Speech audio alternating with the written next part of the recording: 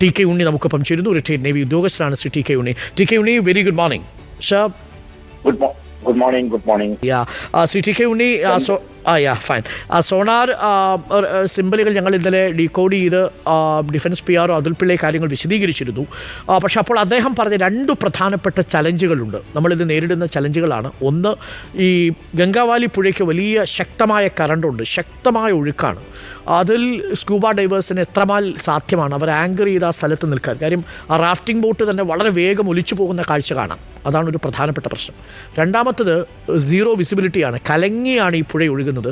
5 മീറ്ററോളം, 5 മുതൽ 15 മീറ്ററോളം താഴ്ചയിലാണ് ഈ ലോറി കിടക്കുന്നത്. എന്താണ് സാധ്യത ടി കെ ഉണ്ണി?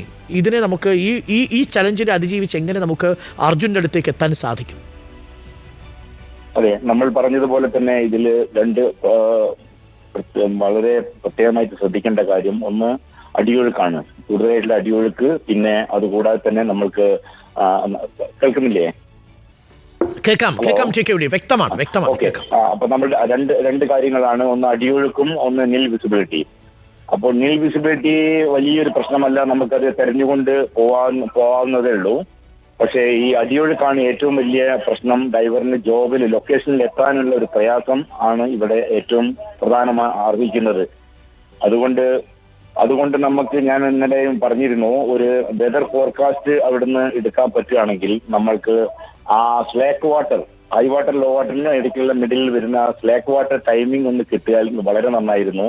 നമുക്കൊരു 2 മണിക്കൂറിന് കിട്ടിയാൽ മാക്സിമം നമുക്ക് കവർ ചെയ്യാൻ പറ്റുന്നതാണ് ഈ ഓപ്പറേഷൻ. അപ്പൊ അത് ആ ഒരു സംവിധാനം നടന്നതായിട്ട് ഞാൻ കാണുന്നില്ല. അപ്പൊ അതാണ് നമ്മൾ വളരെ ഫോർകാസ്റ്റിൽ ഈ വേലിയേറ്റം വേലിയിറക്കത്തിന്റെ ആ കാര്യങ്ങൾ നമുക്ക് കിട്ടിക്കഴിഞ്ഞാൽ അത് ചെയ്യാം. പിന്നെ അടുത്തത് നമ്മൾ എത്തിപ്പെട്ടാൽ നമ്മൾ ഈ ഡോറ്, ഇതിന്റെ അർജുനിരിക്കുന്ന കമ്പാർട്ട്മെന്റ് ഡോറ് ലോക്കാണെങ്കിൽ അത് കുറച്ച് സമയം എടുക്കുന്നതാണ്. അതും കൂടി ശ്രദ്ധയിൽപ്പെടുത്തുകയാണ്. അത് ലോക്ക് അല്ലെങ്കിൽ നമുക്ക് തുറന്നെടുക്കാം, അല്ലെങ്കിൽ അത് ചില്ല് പൊട്ടിച്ചിട്ട് ലോക്ക് ചെയ്യുന്നത്. സാർ, ഒരു സംശയം. ഈ ലോറി കിടക്കുന്നത് എന്തായാലും ഇന്നലെ അതിൽ പറഞ്ഞതുപോലെ ഒരു പക്ഷേ തടിയുടെയോ അതല്ലെങ്കിൽ മറ്റ് പാറകളുടെയോ മഡിൻ്റെയോ ഒക്കെ ഇടയിലായിരിക്കാം ഈ ലോറി കിടക്കുക. അപ്പോൾ 10 ദിവസമായി. അപ്പോൾ ലോറി ലോക്കായിട്ടാണ് കിടന്നിട്ടുണ്ടാവുക. അപ്പോൾ സ്വാഭാവികമായും ഈ സ്കൂബ ഡൈവേഴ്സിന് അധിക സമയം ഈ കറണ്ട് ഫ്ലോയിൽ അവിടെ പിടിച്ചു നിൽക്കുക സാധ്യമല്ലല്ലോ. ഏതെങ്കിലും ഒരു ഒബ്ജക്റ്റിൽ, ഹാർഡ് ഒബ്ജക്റ്റിൽ പിടിച്ച് നിന്നുകൊണ്ട് വേണം ഇത് തുറക്കാൻ. അതേസമയം വലിയ ഒഴുക്കുമുണ്ട്. അപ്പോൾ അതൊരു ഹ്യൂമൻലി പോസിബിൾ ആണോ ആ ഡോറുകൾ തുറക്കുക എന്നുള്ളത്? അതെ, ഈ സ്ലാക്ക് വാട്ടർ കിട്ടുന്ന സമയമാണെങ്കിൽ നമുക്ക് സാധ്യമാണ്.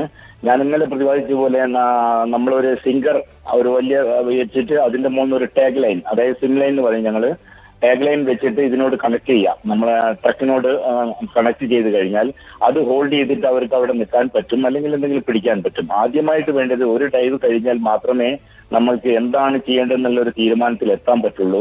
അത് സ്ലാക്ക് വാട്ടർ നിങ്ങൾ എല്ലാവരും ഒന്ന് ശ്രദ്ധിച്ച് നോക്കിയാൽ ആ സ്ലാക്ക് വാട്ടറിന്റെ സമയത്ത് കുറച്ചൊരു അല്പം ഒഴുക്കിന് ശക്തി കുറയും. ആ സമയത്താണ് ഈ ഓപ്പറേഷൻ സ്റ്റാർട്ട് ചെയ്യാൻ ഏറ്റവും നല്ല സമയം. അല്ലാതെ പോയി കഴിഞ്ഞാൽ അത് ഡ്രിഫ്റ്റ് ആയി പോകുന്നതാണ്. ഡൈവേഴ്സിൽ പിടിക്കാൻ ഒന്നുമില്ലാത്തത് കൊണ്ട് എന്തായാലും അതിന്റെ റിവർ ബെഡിൽ എത്തണമല്ലോ, നമ്മൾ അടിത്തട്ടിൽ എത്തണമല്ലോ.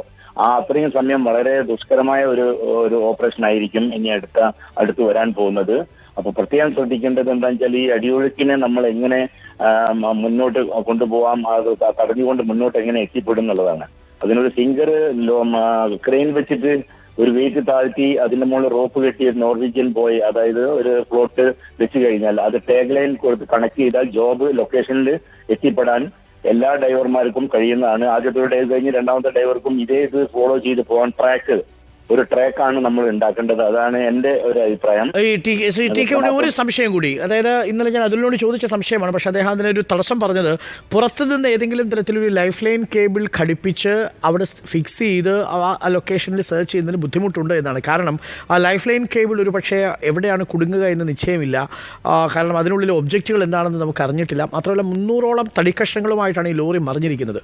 അപ്പോൾ അതൊരു പക്ഷേ ഈ സ്കൂബ ഡൈവറുടെ ലൈഫിനെ തന്നെ ത്രെട്ടൻ ചെയ്യുമെന്നാണ് ഇന്നലെ അതുൽ പറഞ്ഞത്. അത് അങ്ങനെ ഒരു പ്രശ്നമുണ്ടല്ലേ? ഉണ്ട്. അത് നമ്മള് ഈ ഫിംഗർ റോപ്പ് പിടിച്ചിട്ടാണ് ആദ്യമായി ഡൈവർ പോവുക. അതിന്റെ മുകളിൽ സിം ലൈൻ പിടിച്ചുകൊണ്ടാണ് ജോബിലേക്ക് പോകുന്നത്, മൂവ് ചെയ്യുന്നത്. അവർക്ക് കമ്പാസ് കാണുമെന്ന് ഞാൻ ഉദ്ദേശിക്കുന്നു. കമ്പാസ് വെച്ചിട്ടായിരിക്കും അവർ മൂവ് ചെയ്യുന്നത് ഡൈവർ. ചെയ്ത് കഴിഞ്ഞാൽ നമ്മൾ ആ പോയിന്റിൽ എത്തിയാൽ അവിടെ എവിടെയെങ്കിലും ഒരു സ്ഥലത്ത് സെക്യൂർ ചെയ്താൽ നിയർ ടു ദ ലൊക്കേഷൻ ചെയ്ത് കഴിഞ്ഞാൽ അതിന്റെ മുകളിൽ അവർ ആ പോകുന്ന വഴിക്ക് റിപ്പോർട്ട് ചെയ്യും. Metre by metre diver nil visibility ആണെങ്കിലും അറ്റ്ലീസ്റ്റ് നമുക്ക് കൈകൊണ്ട് ചെക്ക് ചെയ്താൽ മനസ്സിലാവും എന്തൊക്കെയോ ഡെബ്രീസ് ഉണ്ടെന്നുള്ളത് റിപ്പോർട്ട് ചെയ്യാം. എങ്ങനെയെങ്കിലും നമ്മൾ ആ ട്രക്കിന്റെ അടുത്ത് എത്തിക്കഴിഞ്ഞാൽ അവിടെ സെക്യൂർ ചെയ്ത് വെച്ചാൽ അടുത്ത ഡൈവറിന് ഡീറ്റെയിൽ ആയിട്ട് നമുക്ക് ആ ഒരു ഇത് കിട്ടും. നീൽ വിസിബിലിറ്റി ആയതുകൊണ്ട് ക്യാമറ അങ്ങനെയുള്ള കാര്യങ്ങളൊക്കെ വലിയ ബുദ്ധിമുട്ടാണ്. പിന്നെ അവർ ഏതാണ് സ്കൂബയാണോ ഉപയോഗിക്കുന്നത് അതോ ഹേറ്റാണോ? ഞാൻ പ്രതിപാദിച്ചതുപോലെ രണ്ട് വിധത്തിലുള്ളതുണ്ട്. ഒന്ന് KMB-18 ബെൻഡ് മാസ്ക് ആണ്, അത് കംപ്ലീറ്റ് കവർ ചെയ്യുന്നതാണ്. മറ്റേത് സൂപ്പർ ലൈറ്റ് 17 അത് ഹാർഡ് ഹേറ്റ് ആണ്, കംപ്ലീറ്റ് കവർ ചെയ്യുന്നതാണ്. അതിൻ്റെ അകത്ത് ഘടിപ്പിക്കാൻ പറ്റുന്നത് നമുക്ക് കമ്മ്യൂണിക്കേഷൻ ഉണ്ട്, ഹെഡ് ലൈറ്റ് ഉണ്ട്, ബ്രീത്തിങ് ഹോസ് ഉണ്ട്. അപ്പൊ ഈ ഒരു സംഭവമായിരുന്നെങ്കിൽ കുറച്ചും കൂടി, പക്ഷെ എത്രമാത്രം ബാധിക്കുന്നതാണെന്ന് പറയാൻ പറ്റില്ല.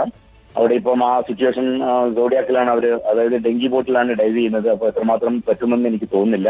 അതായിരുന്നെങ്കിൽ കുറച്ചും കൂടി ഡൈവറും സേഫാണ്. എങ്ങനെയെങ്കിലും നമുക്ക് അവിടെ എത്തി കുറച്ചു നേരം സമയം എടുക്കാം. പിന്നെ ഒരു ലിമിറ്റേഷൻ ഉണ്ട്. ഇത് 15 മീറ്റർ ആണെന്ന് പറഞ്ഞുകൊണ്ട് ഡെപ്തിനെ പറ്റി വലിയ ഒരു വിഷയമല്ല. അത് നമുക്ക് കുറച്ചും കൂടി സമയം കിട്ടും. ഒരു സംശയം കൂടി TK ഉണ്ണി, ഏകദേശം എത്ര സമയം ഈ സ്കൂബ ഡൈവേഴ്സിന് ഇതേപോലെയുള്ള ഒരു വെള്ളത്തിനടിയിൽ കഴിയാൻ കഴിയും? നമുക്ക് അത്തരം സംവിധാനങ്ങൾ, ഒരു മിനിമം ഓക്സിജൻ സംവിധാനമല്ലേ ഉണ്ടാവും? അതെ, നമ്മൾ ചാർജ് ചെയ്യുന്ന സിംഗിൾ സിലിണ്ടർ ആണോ ഉപയോഗിക്കുന്നത്, ഡബിൾ സിലിണ്ടർ ആണോ എന്ന് എനിക്കറിയില്ല. സാധാരണഗതിയിൽ ഹാറ്റിൽ നമുക്കിത് 2.5 മണിക്കൂർ വരെ സുഖമായിട്ടുള്ളൊരു ഓപ്പറേഷൻ നടത്താൻ കഴിയുന്നതാണ്. 2.5 മണിക്കൂർ. പക്ഷെ അത്രമാത്രം നമുക്ക് സിലിണ്ടർ കപ്പാസിറ്റി ഉണ്ടോന്ന് അറിയില്ല.